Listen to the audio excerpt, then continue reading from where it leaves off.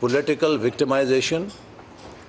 This is an arrest which was not done at the behest of the government. It is an arrest that was made by the National Accountability Bureau, the institution that is supposed to look after corruption cases in the country. And it is an independent body. Unfortunately, the response that was given by followers of Mr. Imran Khan have, I think, created a great embarrassment for their own party and for him. The scenes that came on the media of loot and plunder are most deplorable. Because Mr. Khan had been championing all through his career that he stands for rule of law, he had been lecturing the people of Pakistan what is rule of law in Western democracy. And today, he and his followers are showing examples of worst fascist responses that one can ever find in history. This is the worst kind of demagoguery, the worst kind of fascism that is being demonstrated by a leader whose rise to fame was sports.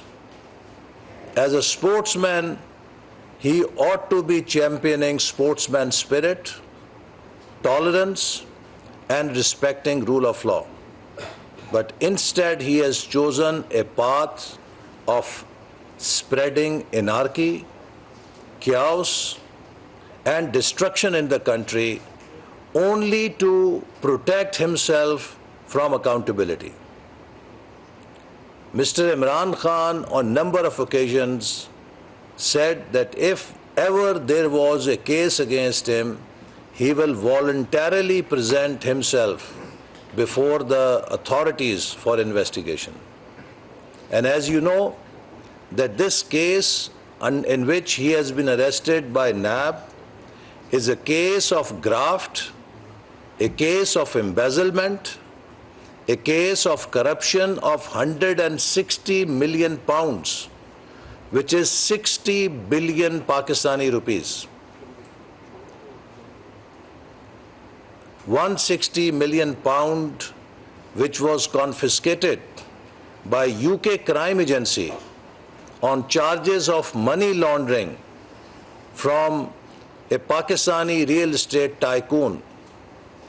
Mr. Imran Khan, under a fraudulent deal, under a deal of self-benefit, he, instead of depositing that 160 million pounds in National Exchequer, he allowed that amount to be deposited in the state bank account to settle the dues of the same person who was fined 160 million rupees.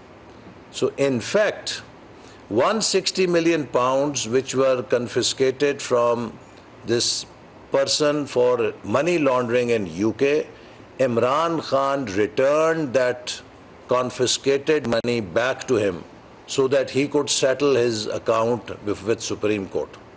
Now this is worst kind of corruption, and he did this to gain personal benefits. Everyone knows that he created a trust with his and his spouse's name as owners and got benefit of huge chunk of land, and there were also audio recordings which talked of some jewelry, gifts of jewelry that Mr. Imran Khan and his wife got from the same person. Now this is not a small case. It is 60 billion rupees of Pakistani taxpayers' money which should have been deposited in the national account. Mr. Imran Khan, through a malified action, allowed that money to be paid back to the same person who was found guilty of money laundering. for his own personal benefit. So now my question is, if such a case happens in Western country or any country, whether it is UK or USA, what would the law do? If there is a case where any prime minister or head of government is found to be indulging in such practice, won't anti-corruption agency or crime agency in that country investigate that case? Won't they proceed to arrest that person if he is not cooperating with the investigation agencies? You saw that before, whenever he was summoned to the court, he would appear in courts at his own leisure. As and when he deemed fit, he will appear before court, and that too only when court would give him a final warning. But before that, he even defied the orders of the courts, and not only did not appear before courts, but he even went to the extent of threatening a lady judge. When security agencies went to his home to serve that summon of appearance before court, there was attack on the security agencies. Petrol bombs were thrown. Dozens of policemen were injured, seriously injured. Stones were thrown. There were firearms. There were terrorists present, known terrorists there. So, and everyone saw those images, how PTI supporters protected his house and they were attacking the law enforcement agencies who had gone to just serve notice from the court. Similarly, what happened in judicial complex in Islamabad is before each one of you. Not only that he attacked the judicial complex, we have a history. Imran Khan had earlier attacked Pakistan television building, the place where we are sitting. In 2014, this place was ransacked. Not only he ransacked Pakistan television compound or offices, he also ransacked Parliament. He attacked the Parliament. Now, will United States forgive those who attacked Capitol or at the behest of President Trump? No. They are all facing charges. And I think it was a big mistake at that time by the government to not arrest him for attacking the Parliament, because Parliament is very sacrosanct. But in order to not create more hostility, we showed a lot of magnanimity. But Imran Khan misunderstood or took advantage of that gracious approach of the government to maintain political harmony in the country. And he has gone further, and he has not only attacked, yesterday his followers have attacked state properties, security institutions' properties, but he has even gone to the extent of attacking public transport and, worst of all, burning schools. Now, who has been burning schools in Pakistan? It has been the extremists, and now the credit goes to PTI, who have burned schools also in this country. Now, how can any society tolerate this kind of behavior, this kind of lawlessness, this kind of anarchy?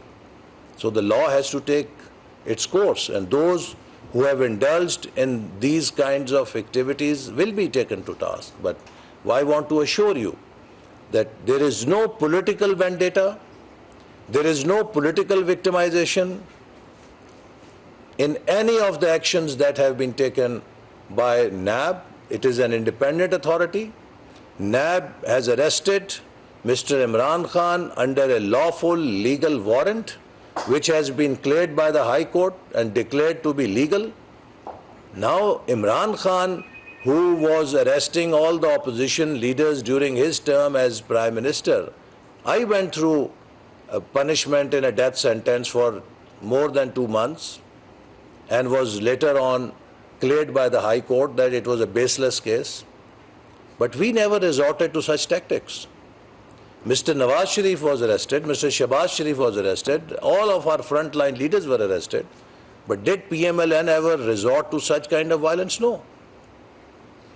Has People's Party or other parties resorted to such kind of violence? No.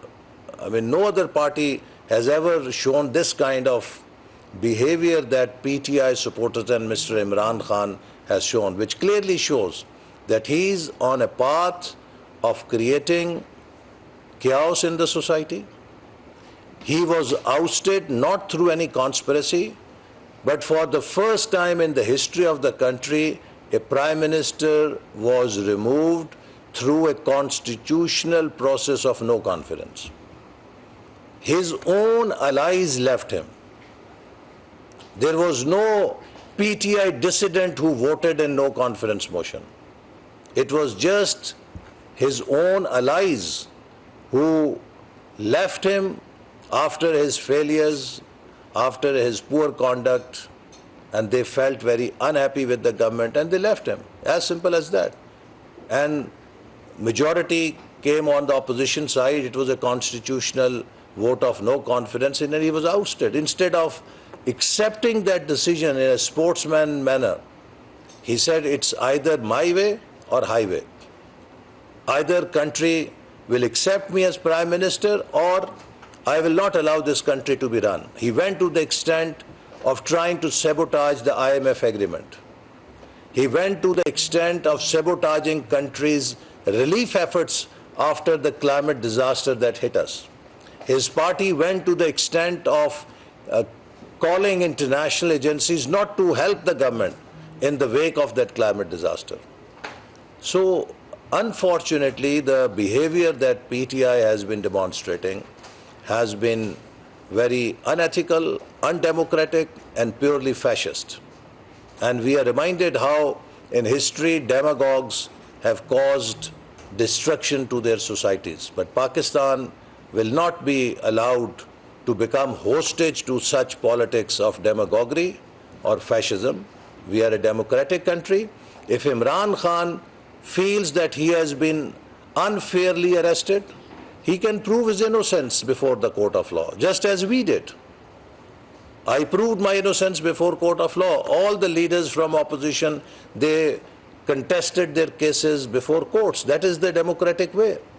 But this is no way that you start inciting people for violence, you cause destruction in the country, you cause loss to the economy, and you try to bring bad image to the country internationally.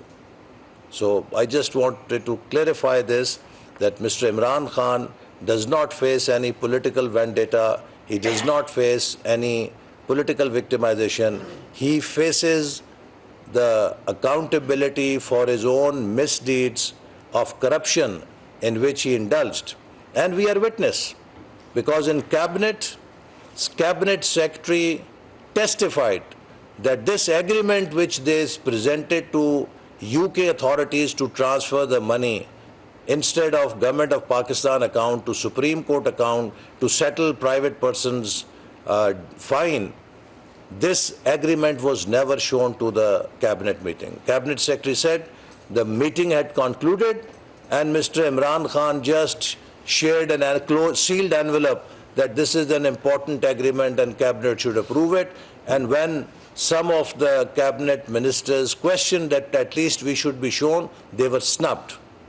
So this is how, in a very opaque manner, in a very non-transparent manner, he carried out this fraud, embezzlement, graft, and now he's not willing to be held accountable, something which he has been demanding for everyone in this country. But it seems that Mr. Khan believes in accountability of 220 million Pakistanis, but not for himself, not for his party.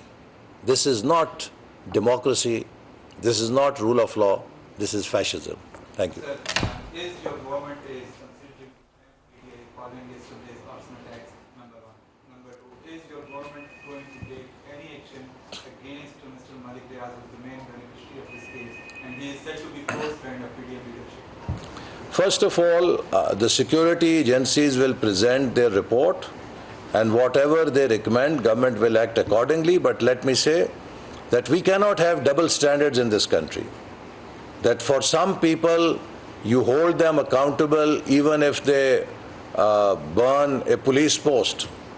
And for others, even they do much more daring acts and the state shuts its eyes, this will create implications. This will have implications for Pakistan. So there will be one law. Anyone who takes law into their hand, anyone who acts in a manner which is anti-state, the actions that PTI followers were committing yesterday were not against the government. They were against the people of Pakistan and they were against the state of Pakistan because they targeted important state institutions. They targeted important state infrastructure. They targeted schools. This is not acceptable at all. We have fought a great war against terrorists who used to burn our schools, who used to stop our girls from going to schools. And today, PTI is doing the same thing. It is burning schools to deny education to our children. We cannot allow this kind of behavior. And all those who are involved in the case will be investigated by the NAB. You can ask this question to NAB because they are dealing with this case, but I am sure that they will carry out justice and anyone who is related to this crime will be investigated. So why the security of such important buildings was not ensured by that? You see, this was done very spontaneously and because these normally in 75 years, people have not crossed the red lines. Some of these institutions, for example, during Zia martial law, People's Party went through a lot of persecution. But you don't find that People's Party workers crossed that red line anywhere. During Musharraf martial law, PMLN went through worst persecution. But no one ever crossed that red line because end of the day, these are our state institutions. If we weaken them, we also strengthen non-state actors who are trying to destabilize Pakistan. So Pakistan needs to preserve its security institutions, respect them. So therefore, it was not really expected that anything like this would happen. And I think PTI yesterday crossed many red lines. So how many people have been arrested yesterday? Do you have a number? The provincial, these incidents have taken place in provinces. So provincial government and provincial law and order agencies are taking stock of the situation and also apprehending the culprits. They are trying to recognize them through video images and trying to gather their record. But let me assure you that we cannot allow such precedents to be repeated. And can you please also add in this that how many people were killed or injured during the violence? Ministry of Interior will, I think, give a statement about that. Any idea about the number of people arrested yesterday? I don't have exact figures because it is in the domain of provincial governments. So we can get numbers from them and share with you. Can you tell us about the security plan for the next coming days? Yeah, government is taking all the necessary security precautions. And as you know that these violence incidents were not outpour of any public demonstration. These were targeted demonstrations planned by Mr. Imran Khan himself, by his own party workers. So these demonstrations or violent actions by no means show that there was any public support for their cause or their call. These were rank and file of PTI workers who had been given these tasks. Most of their Punjab Assembly ticket holders were told to bring people. So this was an organized attack on government buildings, on state infrastructure by PTI and well rehearsed and well planned under the supervision of Mr. Imran Khan, who was fearing that there may be, his arrest may be coming in coming days. So to protect himself from such arrest, he had carried out detailed meetings and plans for his own workers to put up such kind of actions to create fear amongst government departments not to touch him. No person in Pakistan is untouchable. Every person in Pakistan is accountable before law. So Imran Khan may be a big superstar or maybe a big celebrity, If he says that he is above constitution, he is above law, he is above accountability, he is mistaken. And my request to his followers is that if you truly believe in the cause of rule of law, if you truly believe in the cause of accountability, then set an example and have the confidence. If you believe that this case is based on mala fide, if this case is not true, then he will be set free by the courts.